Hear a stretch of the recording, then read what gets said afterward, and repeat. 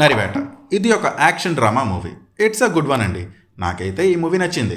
ఈ movie story కేరళలో జరిగిన ముతుంగా ఇన్సిడెంట్ అనే రియల్ ఇన్సిడెంట్ పైన బేస్ అయి ఉంటుంది. Narration was just decent in the first half, but second half narration was very good. Specially the climax was too good.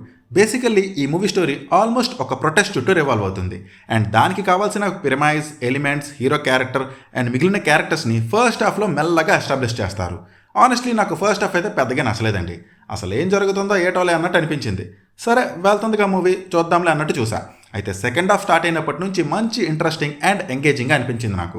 Climax was very good. క్లైమాక్స్లో చాలామంది చాలా emotional అయ్యే ఛాన్సెస్ ఉన్నాయి. It hits different. ఈ మూవీలో మంచి ఎమోషనల్ డెప్త్ అయితే ఉంటుంది. అంటే ఆల్రెడీ మనం చాలా మూవీస్లో చూసిన సప్రెషన్ కైండ్ ఆఫ్ థింగ్సే ఉంటాయి ఈ మూవీలో కూడా, బట్ ఆ ఎలిమెంట్స్ని బాగా ప్రజెంట్ చేశారు. ఈ మూవీకి మేజర్ ప్లస్ పర్ఫార్మెన్సెసే. అందరి పర్ఫార్మెన్సెస్ బాగున్నాయి. అయితే ఈ మూవీకి ఇంకో major plus Jakes Bejoy music. Background score was very good in this movie. Character development was also good in this movie. Technically this movie is too good.